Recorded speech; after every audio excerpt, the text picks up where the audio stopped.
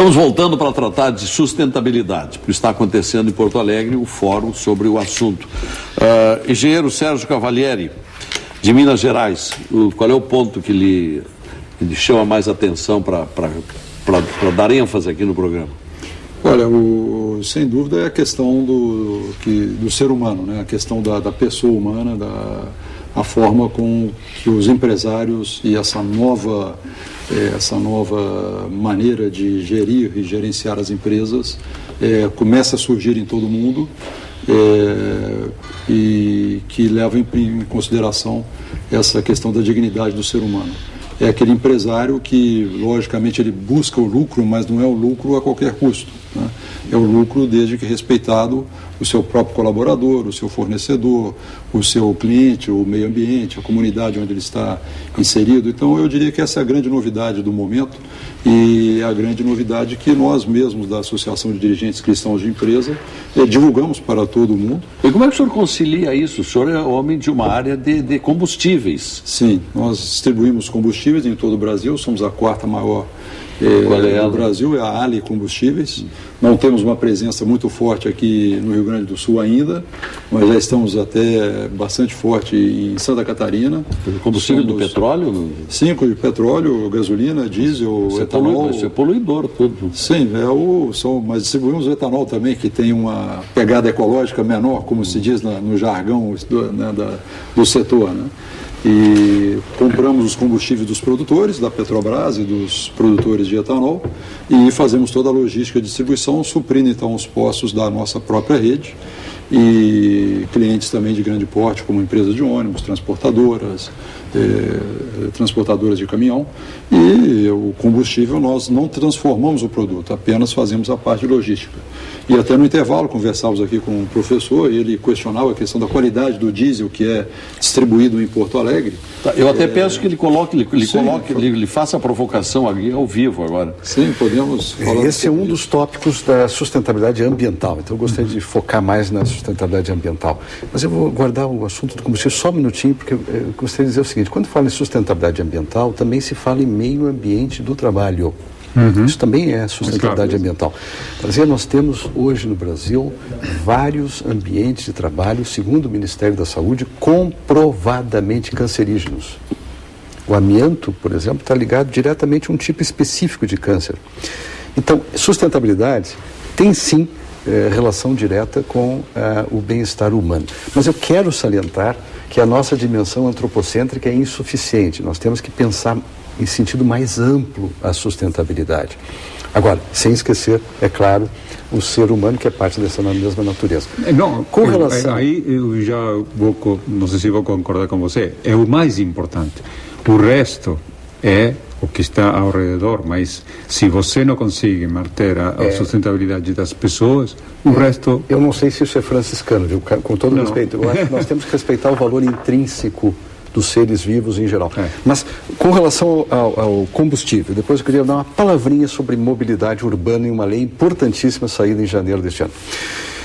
Com relação ao combustível, eu conversava com um amigo que é membro do Ministério Público aqui no Rio Grande do Sul, e ele me dizia uma coisa que me deixou alarmado. O índice aí de enxofre admissível na Europa é 5, tá? Em Porto Alegre nós estamos com 500. Não é possível. Quer dizer, a serem verdadeiros esses dados, nós temos de fazer imediatamente uma... Não está comprovado ainda. Não, ele me revelou esses dados. E nós temos que fazer imediatamente uma observação. Quer dizer, nós estamos sendo envenenados. Não temos água e não temos ar, então. Exato. Isto é sustentabilidade. Qualidade de vida, ar, água. Não é?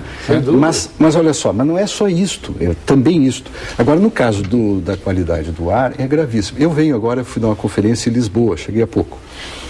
Em Lisboa, com toda a crise, eles estão descobrindo, primeiro, que a sustentabilidade tem uma dimensão econômica e pode resgatá-los, mais do que a troika.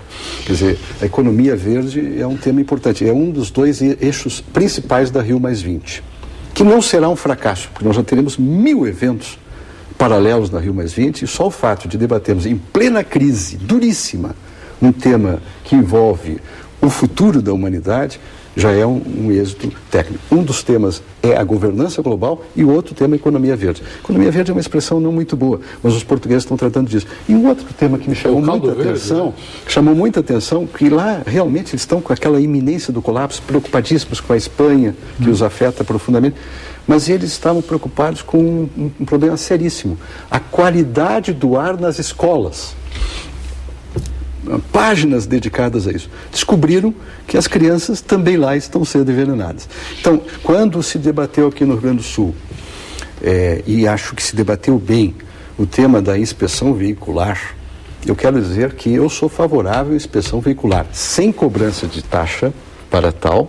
É aí que está emperrada a questão. E número 2, começando pelos veículos antigos, que são justamente os mais... Agora, e também estavam propondo o contrário. Propondo o contrário. Nós discutimos isso aqui nesse programa. Completamente ilógica a proposta. Mas a ideia de uma inspeção veicular, foi feita a inspeção veicular em São Paulo e houve uma redução substancial. Mesmo assim, em São Paulo, no ano passado, morreram 4.000 pessoas diretamente por culpa da poluição do ar. Isso é o tema da sustentabilidade. Não é um tema abstrato e distante. Sim. Essa questão do diesel, existe um programa nacional de melhoria da qualidade do óleo combustível. Ele é conduzido pelo Ministério de Minas e Energia, com a Agência Nacional do Petróleo, que é o agente regulador. Esse ano, agora em 2012, entrou em várias regiões metropolitanas em distribuição o S50, que já é, portanto, 10 vezes melhor do que o diesel distribuído aqui em Porto Alegre. E ainda permanece, professor, em algumas regiões, o S, que é o de enxofre, 1.800, que são 1.800 partes por milhão, que existe, então, de conteúdo de enxofre no diesel.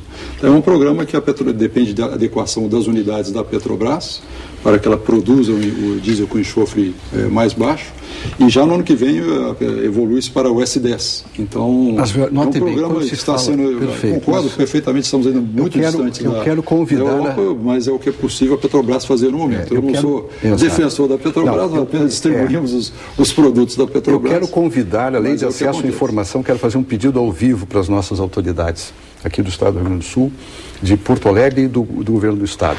Liberem, isso é transparência ativa, libere as informações do monitoramento do ar de Porto Alegre.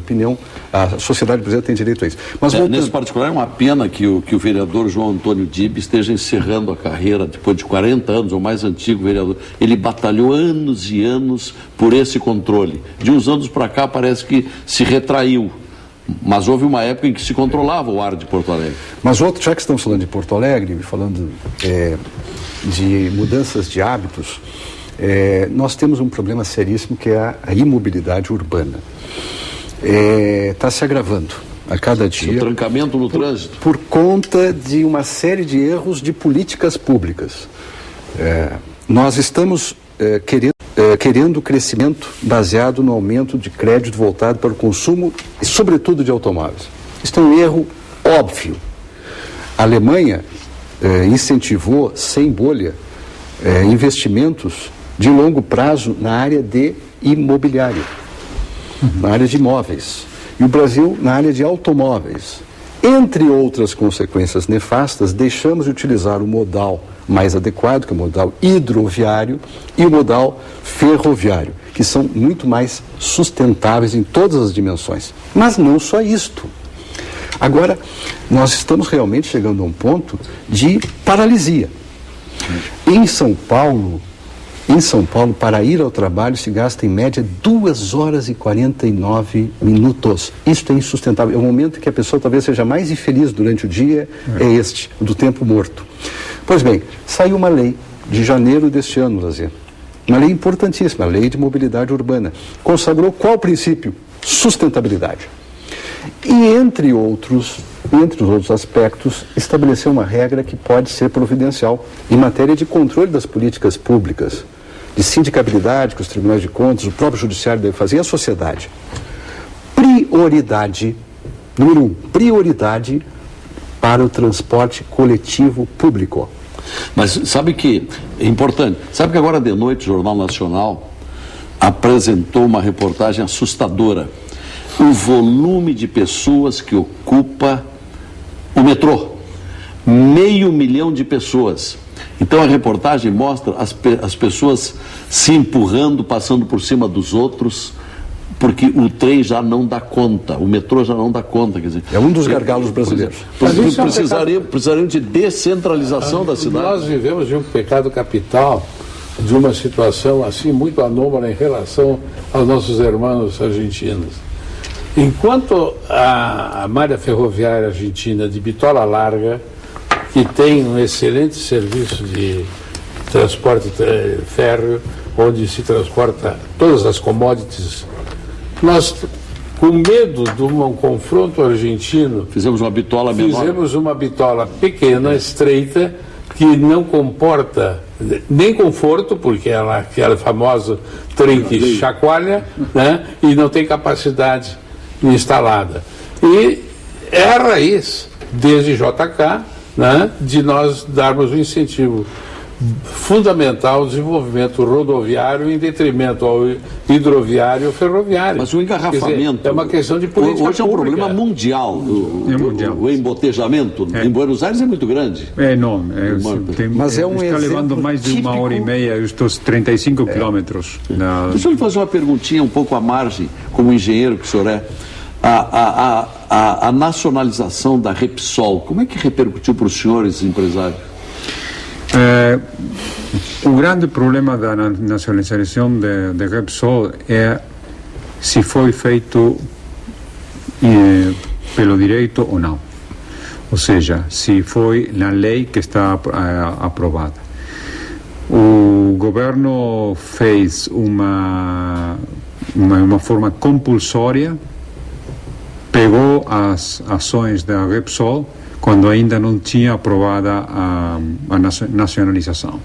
Então, esse é um assunto que deixou muito, muito difícil para o resto dos empresários ter a certeza ou a certeza de que em qualquer outro momento o governo poderia ou não cumprir as obrigações que tem como governo.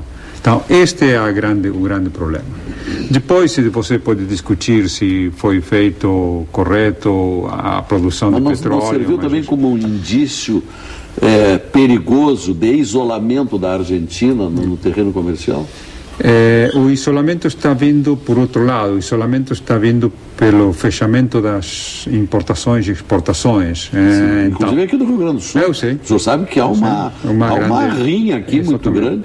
Então, mais que do petróleo em si mesmo, é um problema de isolamento em termos de troca com o mundo todo de produtos. Isso é perigoso para a gente. Muito perigoso. O que está por trás disso é o gás de xisto.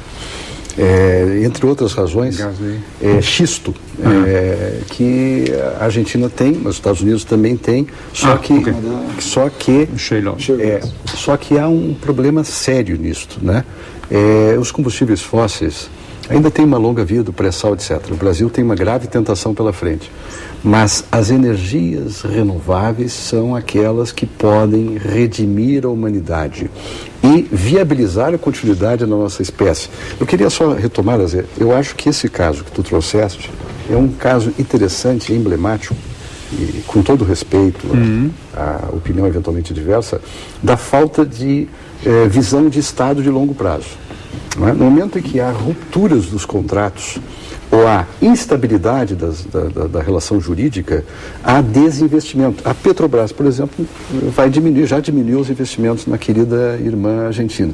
Então eu vejo como uma política, sinceramente, de governo voltado para o curto prazo, que tem um apoio também de curto prazo, mas a longo prazo eu suspeito que não tenha sido bom para a Argentina. Por isso que eu fiz a colocação de que os objetivos são para eles mesmos. Agora, fez bem. O senhor estava olhando mais longe quando fez aquela definição.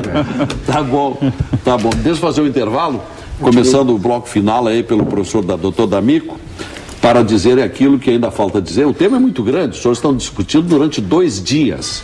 Nós aqui resumimos o tema em 1h15 de tempo útil. E viemos, desde agosto, projetando e planejando esse fórum com diversos seminários internos, que desenvolveu uma massa crítica muito forte e uma pesquisa mais acurada ainda, para termos os palestrantes indicados para os objetivos que nós queremos. Veio gente de quantos países aí para esse evento? Veio da Itália o professor Stefano Zamanhi, que ontem estava em Milão com o Papa, porque ele é o assessor do Papa em assuntos econômicos. Ontem encerrou em Roma o Encontro Mundial da Família e estiveram presentes no encerramento 1,5 milhão de pessoas. E esse professor Stefano Zamanhi saiu de Milão direto para cá. Já falou? Falou hoje à tarde, exatamente nessa visão de futuro do capitalismo. Muito interessante.